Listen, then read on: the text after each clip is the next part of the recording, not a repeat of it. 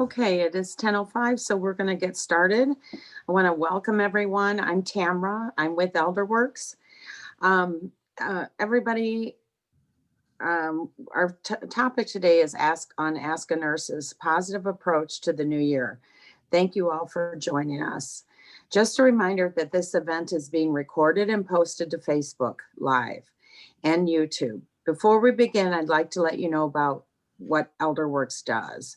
ElderWorks Educational Service is a non-for-profit 501c3 corporation whose mission is to provide older adults, seniors, families, information, referrals, guidance, and senior living, home care, and support services to help make appropriate decisions. This includes education on senior topics for community members and professionals. The guidance we provide will help seniors stay home well or transition successfully into a new senior housing opportunity. If you have any questions throughout the presentation, please use the chat button on your screen to ask questions. You will also have an opportunity to unmute yourself and share your video if you would like to make any comments or ask questions after the presentation. I too will be available afterwards. If you have questions about ElderWorks, I'd be happy to answer those. I will go ahead now and turn it over to Chris. Thank you. Thank you, Tamara. Hi, everyone. My name is Chris Petrick, and I am a registered nurse with over 40 years experience in healthcare. I'm currently the training specialist with ElderWorks, and we provide a lot of educational opportunities, not only for professionals to attain their CEUs annually, their continuing education that's required by their license, but we also do a lot of consumer programs. So, please get on our website and take a look at some of the opportunities that you may have to gain information about various things. Some are very informational, some are more for fun, but nevertheless, it's always an opportunity for lifelong learning. We started Ask the Nurse about 3 months ago. It's the second Thursday of every month, and we have different topics.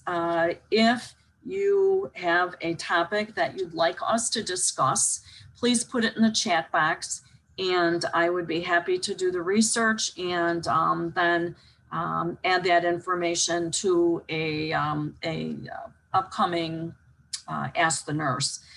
Today, I thought we'd talk about the positive approach to New Year, obviously with what's been going on the last year almost. How do we look at this new year and what can we do to enhance it? So that's what we're going to talk about today. I will ask that you save your comments or questions until the end of the presentation. So let's talk about some of our New Year goals. My first question is, do we really need them? Are New Year's resolutions really necessary? Does it make it sound less threatening if we call them goals? The answer to either one of these is no, we don't need them. But looking back on the past year and reflecting on the new year, there may be some things that we may want to change, improve, or do differently.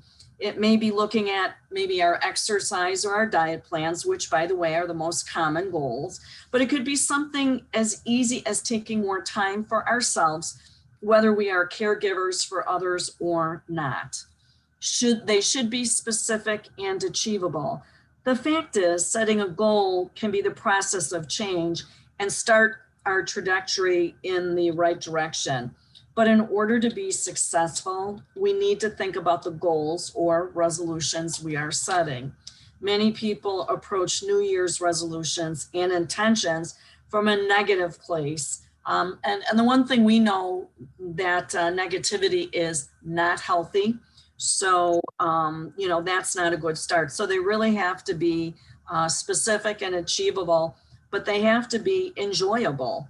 Look at where you are now, excuse me, and where you'd like to be with your goals. Your goals, again, should be enjoyable. And if you're not enjoying what you're doing, even if you know the outcomes, that would be positive. You may start out doing them, but you're not going to have any follow through.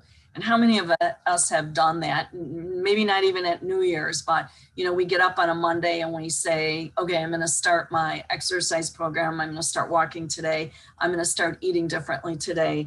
And it's something you don't enjoy. And by the next Monday, you're back at it again, thinking about what you have to do. If your goal is exercise, find something that you enjoy: yoga, chair exercise, maybe some dancing. And remember that you're in charge. So you can reset those goals. If you start something and you don't feel right, change it. If you decide walking daily is your goal, set your goal low and then increase. But if you're overzealous and you start high, it's not going to work. You need to reevaluate your goal then and change your goal. So remember, you're in charge and you can reset it at any time. Your goal really should contribute to your overall well-being. Again, if you're exercising, but it's hurting your back when you do it, it's not going to work for you. And beyond exercise, it should contribute to your overall being, whether it's getting your finances in order, getting your house in order. Those things also contribute to your overall well-being. It gives you a sense of accomplishment, a sense of organization, and it may satisfy you. Check off those items on your list as you achieve them. As you complete this goal, check it off your list.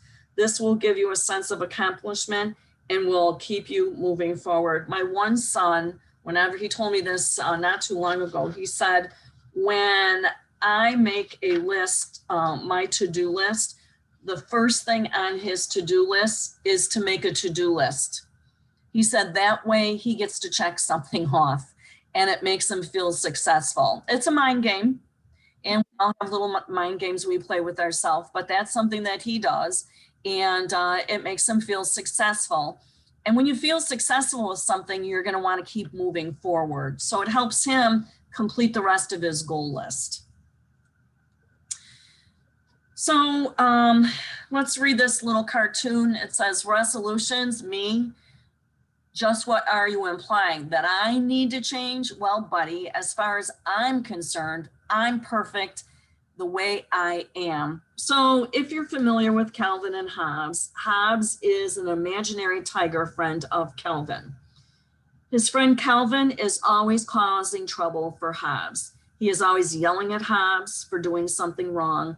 So in this picture, Calvin is yelling at Hobbes about resolutions, but really he is yelling at himself. How often do we yell at ourselves for doing something wrong? We need to look at ourselves and not be like Calvin. We don't want to get angry or blame when things don't go well. So they didn't go well. It's okay. We need to pick ourselves up and start over again. So what I did was I kind of collected some ideas for the new year. And we can talk about each one of these points. And again, I'll go through them and at the end, I'll open it up for discussion and we can talk about some of your goals or resolutions. And the first one is stay positive. You can listen to the cynics and the doubters and believe success is impossible, or you can know that with faith and optimism, all things are possible.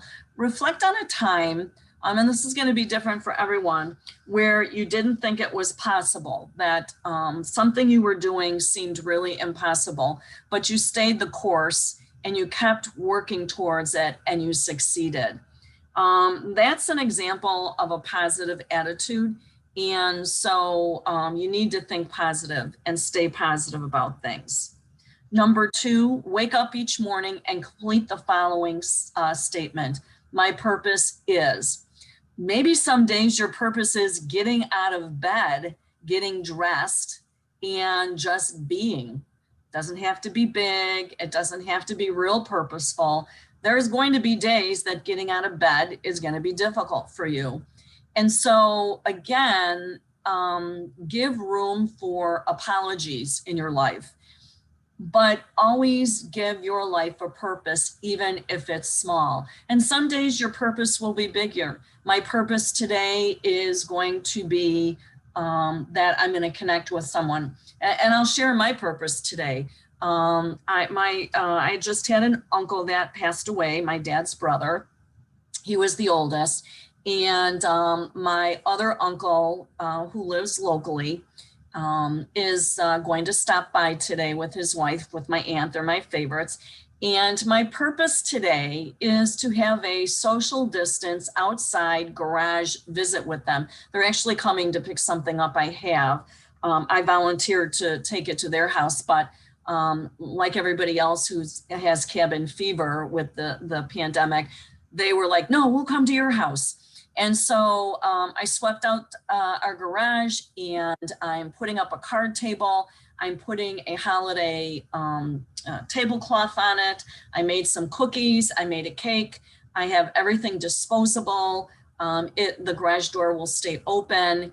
And my purpose is to connect with my aunt and uncle who are feeling very isolated and lonely, and stay well. So that's my goal today for us and for them. And, some days it's not going to be that big. Today, that's my purpose. And so every day when we wake up, think about what your purpose is that day. Number 3, take a morning walk of gratitude. And again, I know we're all defined by our climate here. Today's a beautiful day. Yesterday was a beautiful day. I was talking with a man yesterday who is in his 70s and feeling very isolated. And at the end of our conversation, I said, I want you to do me a favor. I want you to get your coat, put your coat on, bundle up, because it's only 50 out, but it's only 50 and it's December, so that's wonderful. And get out there and let that vitamin D shine on your face. You are going to feel better. It's not going to help you long term with the idea of loneliness, which we're all feeling, but it's going to improve your mood. It releases more serotonin. And, just getting out there and taking a few steps to the corner and back, if that's all you can do. He had a lot of arthritis, or just taking a walk around the block. I call it my thank you walk. It creates a fertile mind and gets us ready for success. When I can't walk because the weather is too bad, I try to walk in my house a little bit. I try to peel off 10 minutes, maybe every 2 hours, and just kind of get up and move and walk around my house a little bit. And I relish for the time where we can get back to walk indoor walking tracks or go to Woodfield and walk.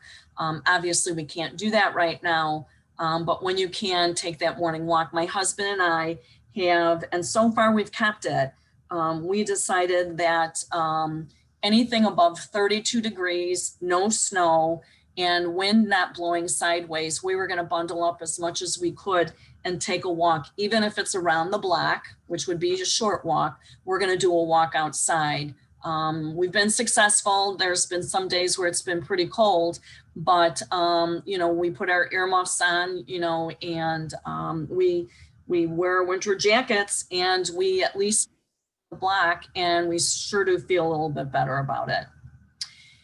So number 4, instead of being disappointed about where you are, think optimistically about where you are going. Think optimistic, look forward and not behind. Looking behind requires you to turn your body, takes a whole lot more energy. And so you want to keep moving forward. So don't be disappointed if you don't succeed with something, if you didn't connect with someone today, if you didn't reach your purposeful goal today. That's okay. We can do that again tomorrow. Number 5, practice mindful eating. This is really hard. I found this really hard in the pandemic, but it's important to think about our emotions before we eat. We need to think about, are we hungry? Are we sad? Are we happy? There's an old saying that says, eat like a king at breakfast, a prince at lunch, and a dinner like a college kid with a maxed out credit card for dinner. And what we're really saying is eat a really good hearty breakfast, eat a little more at lunch, less at lunch than breakfast, but really you want to take your last meal of the day and make that a lighter one. I haven't mastered that yet. I'll tell you, I have to be honest. But look at what you're eating. I know that at the beginning of this pandemic, I was making a lot of things I hadn't made in a while. I was making cakes and cookies and jellos and puddings, and I tend to have a sweet tooth, and now I'm paying for it and working on that. So pay attention also to your hunger levels. Before you eat, take a few deep breaths and ask yourself, how hungry are you and what are you hungry for? This is really hard for me, and that is tasting and enjoying food that you eat, and slow down. Chew your food thoroughly and savor each bite for the taste and pleasure of eating. And the reason it's hard for me, for many, many, many years, about 20 years of my nursing career, I was a labor and delivery nurse, and we never got a dinner or break time because we always had someone in labor. So we always had to eat standing up because we had no place to eat. So we ate in the clean utility room, which is a good place to be eating. And we ate in 5 to 10 minute increments, standing up fast, swallow it down so your blood sugar wouldn't drop at the end of the shift. So I have poor eating habits because of that, and I tend to inhale my food. And so that's one of my goals this year, is to really sit and enjoy my food. There should be no reason not to. One of the things that I found, and when I'm reading up on this, is my husband and I, since this pandemic, we have found that we're eating our meals in front of the TV to watch the news. And you increase your calorie intake, you go back for seconds, and you don't enjoy your meals when you're watching TV. So we started purposely going into the dining room and eating our meals to get away from the TV. Number 6, remember that adversity is not a dead end, but a detour to a better outcome. When confronted with adversity, try to pull something positive out of it. So again, think of something like the pandemic. If you can think of one positive thing, and maybe we'll post that as a question at the end if we have time, think of one positive thing that you've gotten out of this pandemic, then it puts a little twist on your thinking. Number 7, focus on learning, loving, growing, and serving. There are many online at-home ways of learning. Take advantage of those. Many are provided by your local library, and they're still online. There's a lot, I think during Christmas, we're seeing an upsurge of it. I know that I'm signed up for an online Handel's Messiah. I am signed up for a online Chicago architectural tour. So if you just Google online programs that are free, you'll get a whole bunch of them, and you can sign up for what you want. And as long as they're free, you're not obligated. So let's say something else comes up in your life and you can't get to that. It's okay. It's free. You didn't pay anything for it.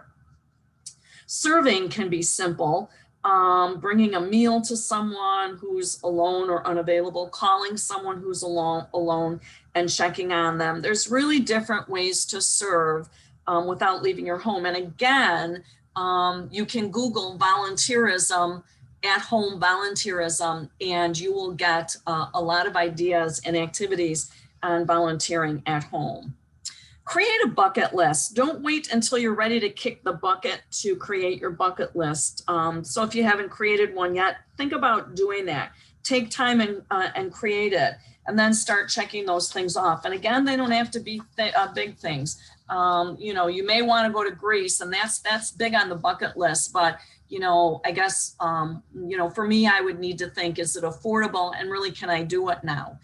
But that might be something that I could save for. So again, my bucket list might be able to get to a park this summer with my grandchildren, or take my granddaughters, create a afternoon tea for my granddaughters. So again, creating a bucket list that just fits you. Believe that everything happens for a reason. And again, expect good things to come out of challenging experiences. And again, take time to reflect on that. What kind of challenging experience did you have and what came out of it? Many of us have lost people to COVID, or we have lost people to cancer, but maybe something positive came out of it. I was just watching Good Morning America this morning, and Amanda Coots was on there, and her husband was the Broadway star Nick Caldera, that lost his life after 3 months in the hospital with COVID. And, she's a single parent now of a child who I think is just a year old, maybe. And what could be more devastating to that? But she said out of this came an outpouring of concern and love, and she never really realized that many people cared, and she never realized that there were that many nice people in the world. And so something positive, looked at something positive, and that's a good thing. So there's also something on Channel 7 tonight about who have survived adversity and come out on the other side. So if you want to watch something that's heartfelt tonight, look at your listings on Channel 7. Number 9, don't waste your energy on gossip, issues of past negative thoughts, or things you cannot control. Instead, invest your energy in the positive and the present moment. And number 10, live with the 3 E's: enthusiasm, energy, and empathy. You'll find your life as you know it will open up. So enthusiasm, energy, and empathy are 3 E's. Implement that no complaining rule. Complaining is like vomit. Afterwards, you're going to feel better, but everyone around you feels sick.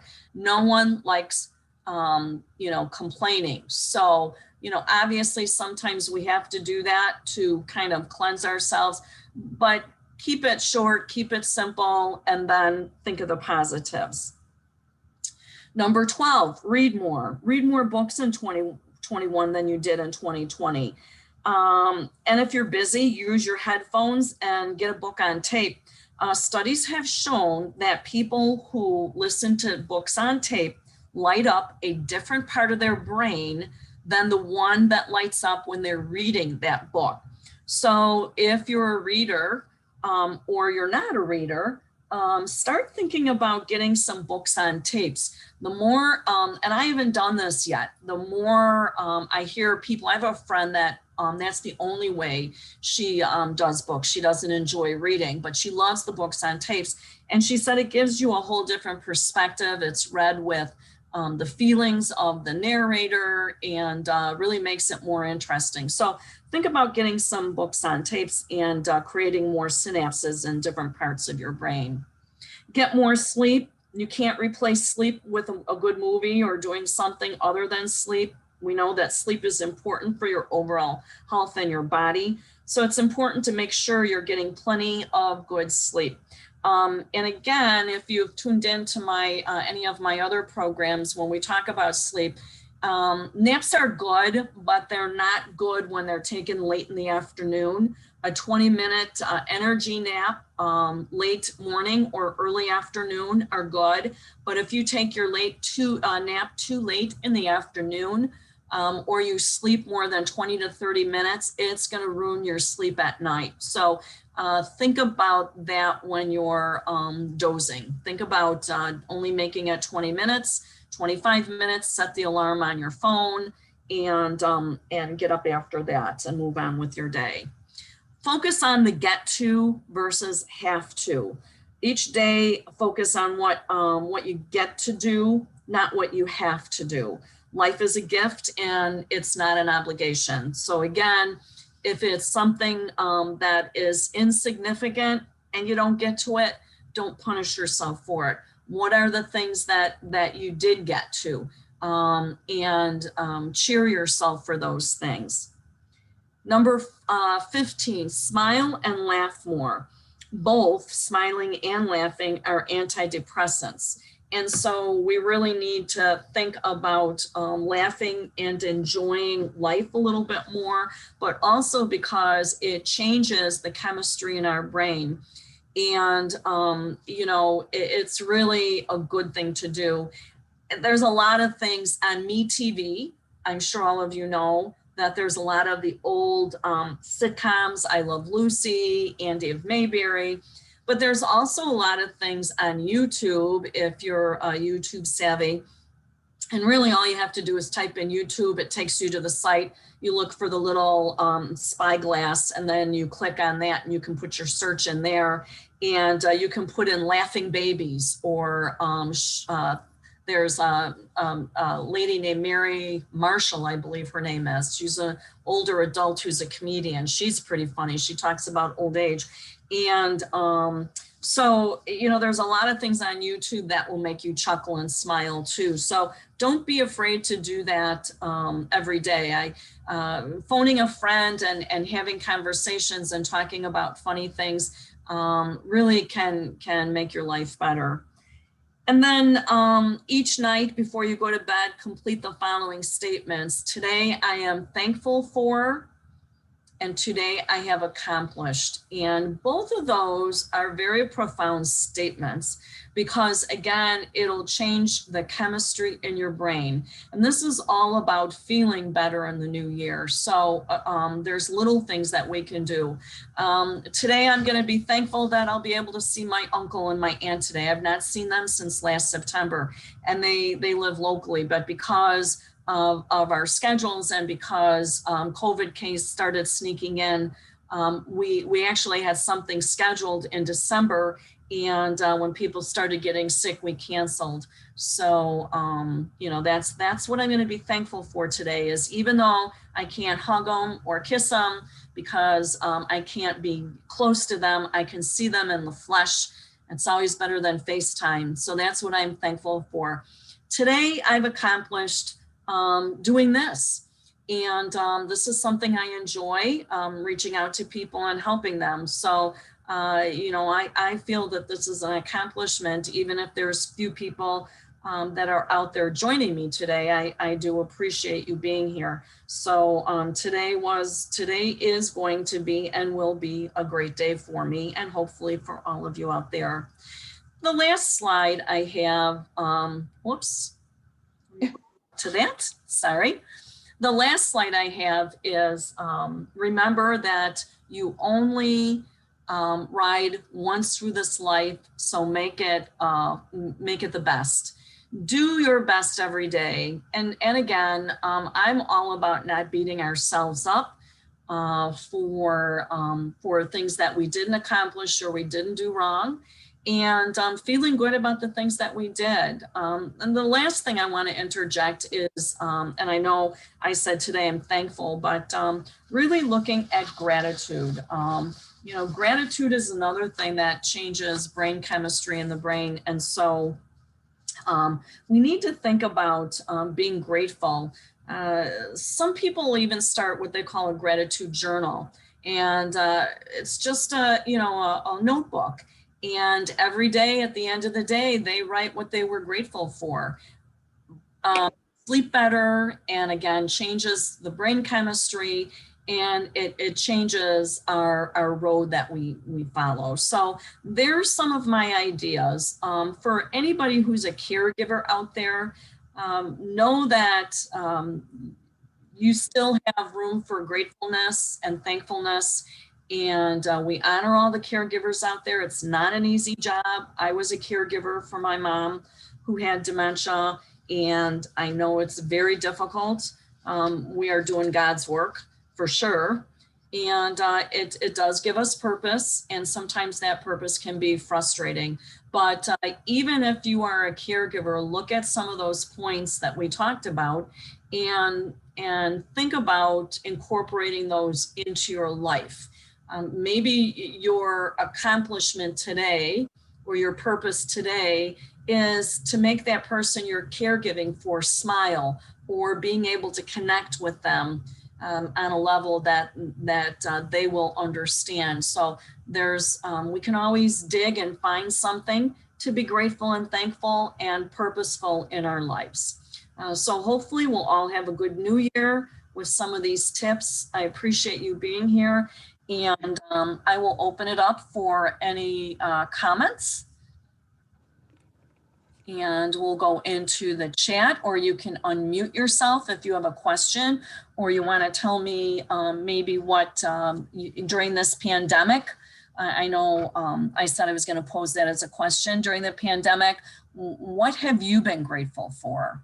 What have you looked at positively? What changed in your life for the positive that maybe you didn't have before this pandemic? And I'll look to anybody to chime in. And all you have to do is put it in the chat or unmute yourself. Oh, can you repeat that saying on how you mindfully eat? So you want to eat like a king in the morning. You want to eat like a prince at noon. And you want to eat like a college kid who outmaxed their credit card at college. So in other words, they're not eating a whole lot at dinner. That's a good saying. Anybody else have a comment, question?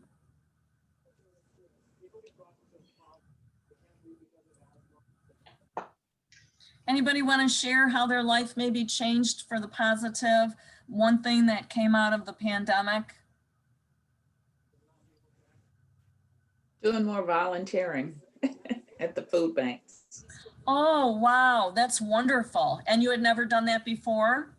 No, I hadn't.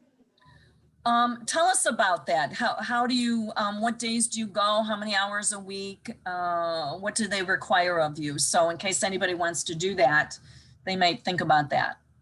So I originally started out as a volunteer at Condell Hospital in Libertyville. Okay.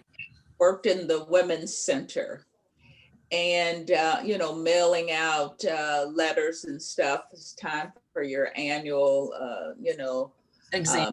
grant, that kind of thing. And so from there, I was speaking to a lady that had cancer. And we got to talking, and she says, I do some volunteering through Condell at a food bank. And I went, really?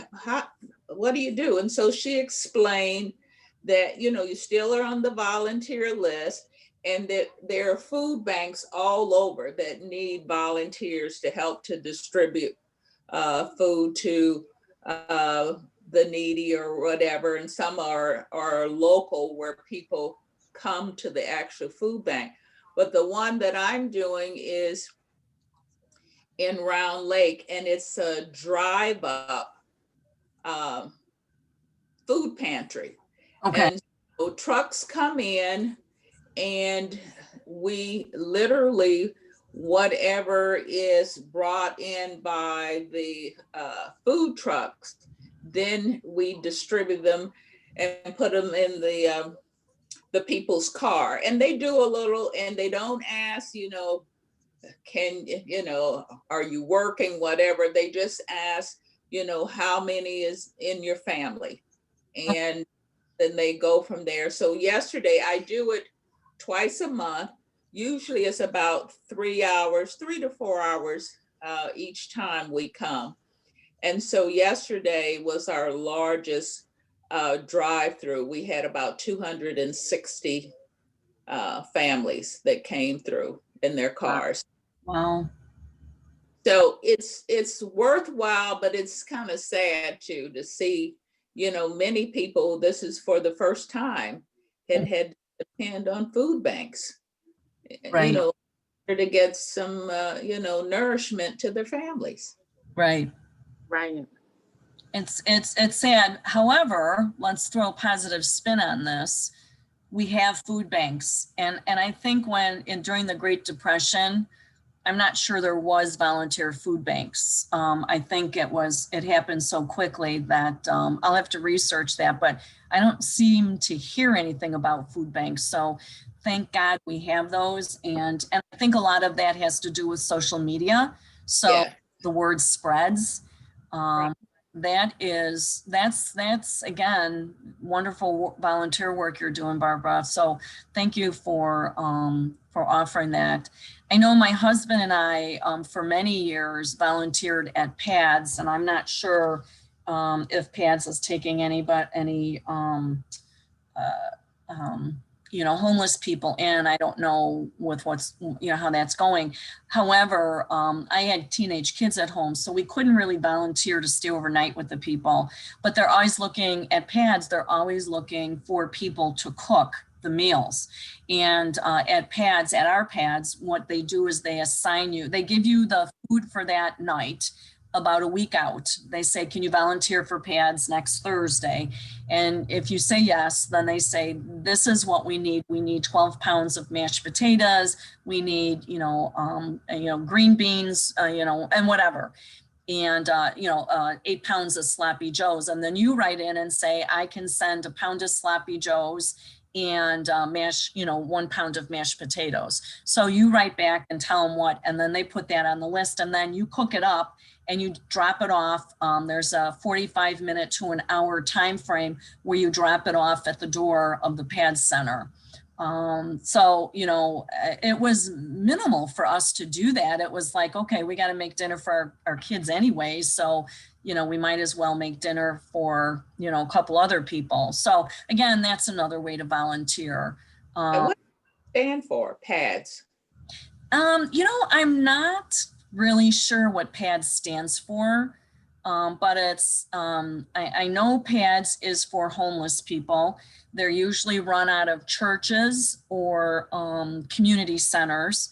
I know that the PADS that we worked out of was a Episcopal church in Arlington Heights. We're not Episcopalian. I was just looking for a PADS center to join, and that was the closest one to me. So I apologize. I don't know what PADS stands for, but I know it's what they do is they provide sleeping arrangements and food, and they're able to wash up and get out of the cold. Oh, okay. PADS stands for out there? No, I don't. But Chris, I was going to ask you, do you want to take your screen off and put yourself up there so when you're talking, we see you? Absolutely. Here I go. Can you see me now? Yeah. See you now. I can't find my, here, let me see if I can. Okay, let's see. I just looked online and PADS is temporarily closed. Is it? Okay. Yes, unfortunately. Yeah, that is. But there's still a tremendous need out there. Yeah. And I loved what you said about, let's see, it was about, okay, well, focus on learning, loving, growing, and serving. Yes. The examples that you used, reminding us about our library. And the fact that serving can be as simple as just calling someone that's lonely and isolated. And also reminding us, the opportunities to volunteer at home. Right. Yeah, there's a lot of things that I mean, and obviously PADS wouldn't work right now, but that's a perfect example. But I mean, it took little effort on my part, but I felt like at that time in my life, that's all I could give with 3 teenagers. And if anybody's had teenagers, that struggle. So I was able to, I felt like I was participating. But again, there's other ways to do that. I know Carolyn, who's on our program with us, works on a program that is called, it's the CARD program. And what's the name of it, Carolyn? It's Make a Senior Smile. So basically our goal at ElderWorks is to try, as you have done so well this morning, Chris, to put a positive spin on what I call these peculiar times. And Make a Senior Smile is really interesting because it came out of the fact that these seniors are isolated. I think our summer intern wrote an article that was published in the newspaper back in April. And what we've found is we've got children, we've got seniors, we've got adult children that in some cases have lost their parents. And they are all inspired to just write a handwritten note. We've got nannies and tutors, Girl Scouts that are providing artwork and, positive inspiration. And our wonderful office where we normally do live training, as we all see, it's virtual. We're now allowing that space to be used for a limited number of volunteers that, quite honestly, want to leave their home. Well, I shouldn't say this, but they want a safe place to come to get away from home. And they are writing messages in all these cards that have been donated.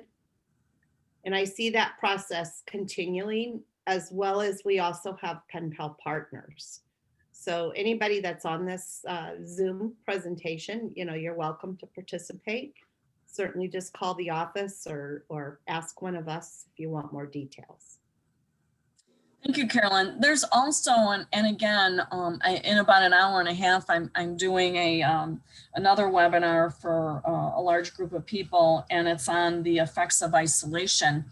And in the program, I have a video clip in there about a program. I believe it started out in California, and it was started by a manufacturing company who wanted to volunteer to do something. And it's called Call a Senior.